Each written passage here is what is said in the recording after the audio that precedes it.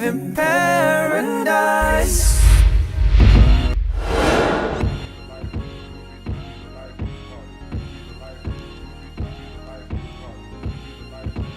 From event planning to becoming a coveted business coach, Latasha Brooks is quite impressive.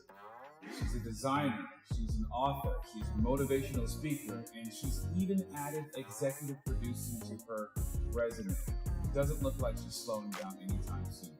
Latasha, thank you so much for joining us in the JENLEEION Circle. How are you? I'm good. Thank you so much for having me. Yeah, I mean, actually, it's exciting because you know, like I said, that introduction covered a few of the titles that you wear. But my goodness, how do you wear all those titles at the same time? What's the first claim to fame? I'm a woman. We are super women.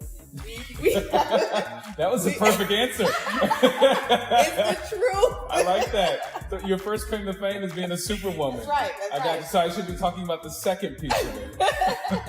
I wear a cape. I have a special cape on me. So. Absolutely. So, you know, just starting back at the beginning, obviously, I think your first experience was getting into event planning, I think, because of your family. Yes. Talk to me about that. And then conversely, I'd like to know how event planning prepared you for a life of business entrepreneurship. Awesome. So I did. I got forced in by my older sisters, which wasn't a bad thing, actually. I was in the 6th grade. I was getting ready to audition for the largest performing arts studio in Jacksonville, Florida. And my sister needed me. Me and my best friend, actually. She said, hey, I need you for this event. It is this day. Can you help us? And I'm like, that's the same day as my live audition. And at first as a kid, I'm like, oh, well. What chance do I take? Right. But then I'm like, but she expressed how much they really, really, really need me. And so I talked my best friend into us both not auditioning for the live performance and helping my sister out. And to be honest with you, that was probably one of the best decisions I've ever made. Oh, wow. Yep, so event planning started in the 6th grade. And then at 18 years old, I landed my first corporate job. It was due to the skills, me being able to interview my organization, me being able to have a conversation with corporate American people, and that started the corporate life. That eventually led over to the business life, taking on corporate America and entrepreneurship as a young, skilled person, birthed my business life. So your business life, in that business life, I guess the birth first led to a event planning business, or what was your specific lane?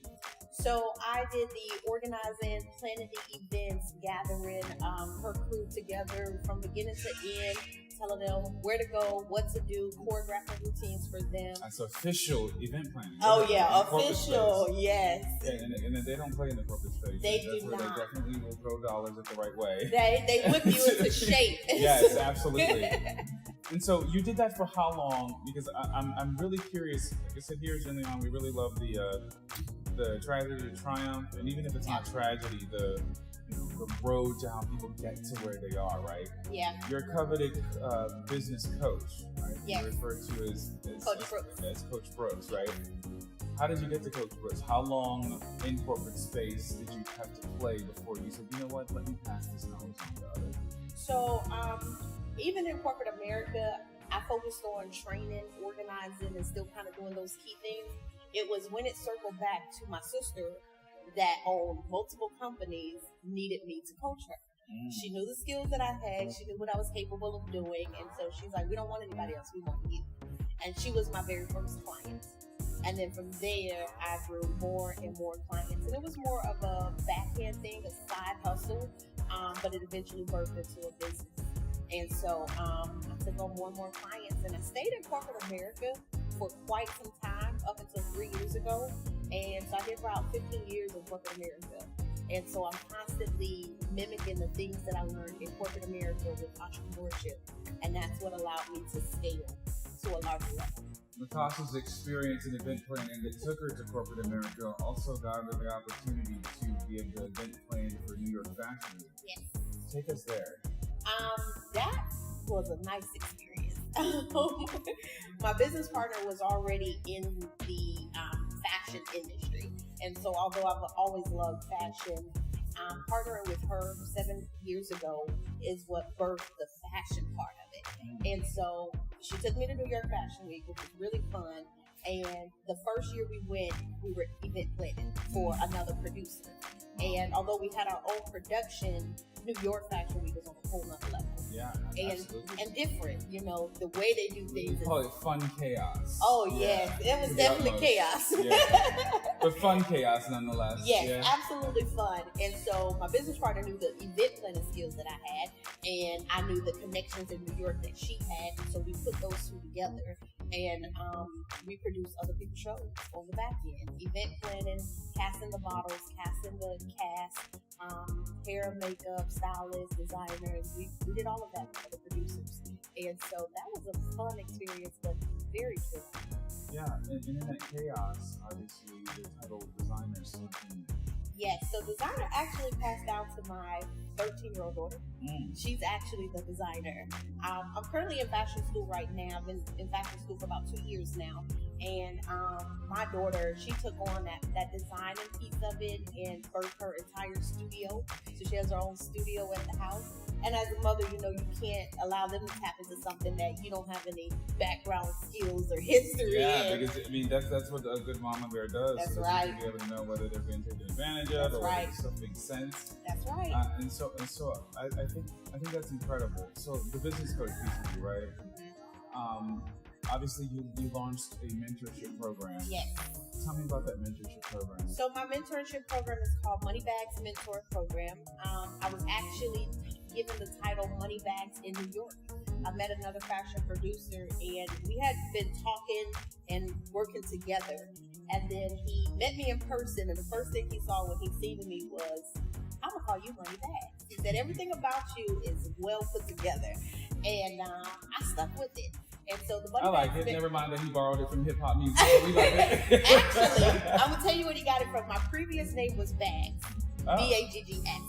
And your previous last name? Yeah, my previous last name. So your surname was Baggs. Okay, so actually you have a personal call outside of the hip hop, of the hip hop music clip. It was my name before it was his. Okay.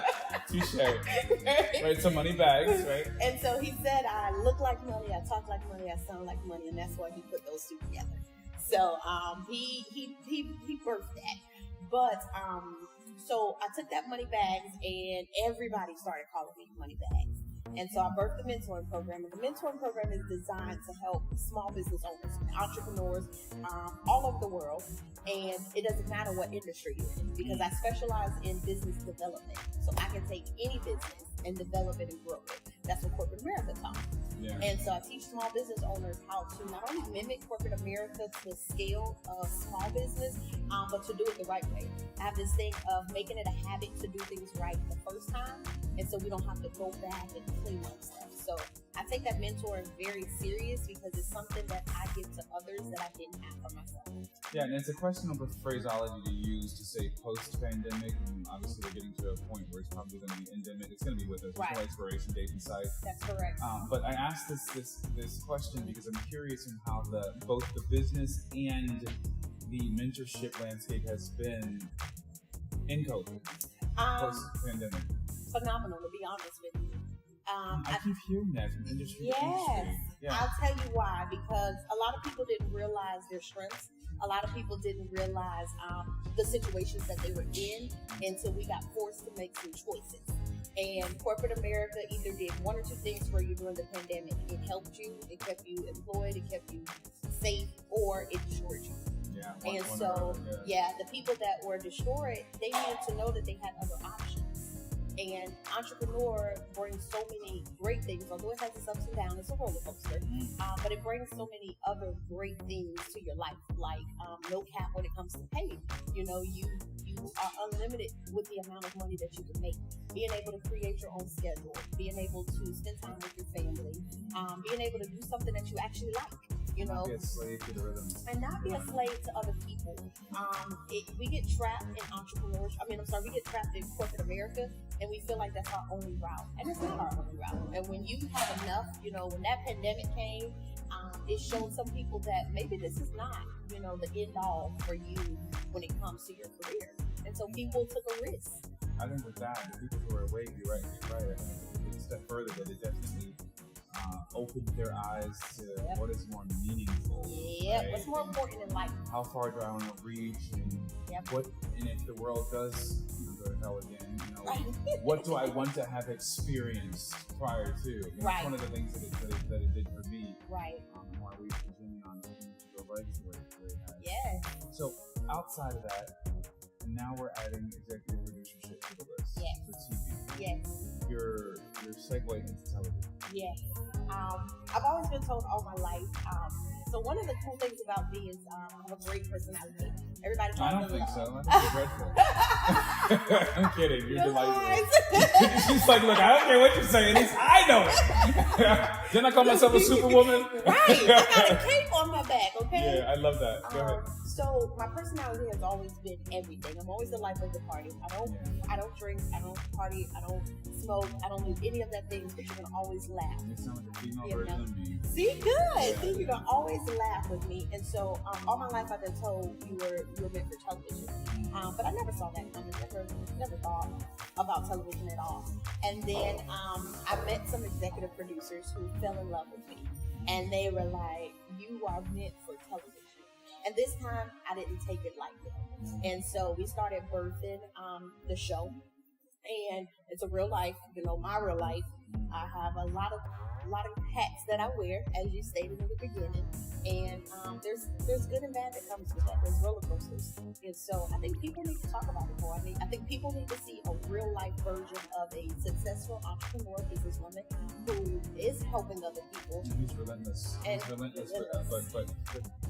But exudes humility to the degree that she wants to help other people. Yes. I think that's fantastic. Yes. And also dealing with, motherhood. I just had a baby 4 weeks ago. And so, I just had a baby. And, that's a whole other hat. Just had a baby 6 weeks ago. And so, people don't realize that, 2 weeks after having a baby, I was back business. I was back working. And I've always told myself in corporate America that when I work for myself full time, when I have a baby, I'm taking a year off. Yeah. And we always say the things that we were doing, we were in charge. Absolutely. And now I'm in charge, and it's been the opposite of everything that I thought, that I was going to do. So 2 weeks after having a baby, after being cut open, I was back working. And it's crazy the amount of strength, women endure. And there's stuff to do, and there's stuff that has to get done. And people don't understand unless you are a CEO.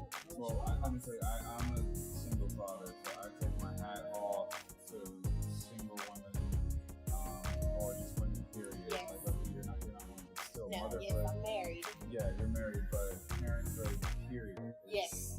I have 4 boys, the 3 that are at home. Wow. So I say that to say, when you're wearing so many business hats, and you still have to make sure that you're a substantive parent. Yep. Kudos goes out to you, because I'm pretty sure your daughter doesn't want for anything in terms of what she needs from a mother's nourishment. Yep. So I have a son now and 2 daughters, and my daughters love this life. They're both entrepreneurs as well. And then my son, he's born into wealth, and and he has his own company now as well too. 6 weeks old, so they don't want for anything. So that's really exciting that you're headed to television. I'm pretty sure you can give us the details about the network and the release date at this point. But can we at least get information?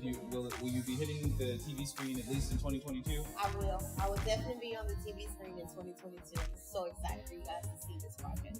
Well, we look forward to that. Where can people follow you, Latasha? So people can follow me on every social media platform. Moneybags with 2 G's 623, and that's across all platforms. Fantastic. Well, you also should see her cover for our women's editions in JENLEEION magazine. I'm so excited you guys joined us for the JENLEEION Circle. Looking forward to see you guys next time. Say bye. Bye, guys. Bye, everybody. Does anyone still believe in paradise?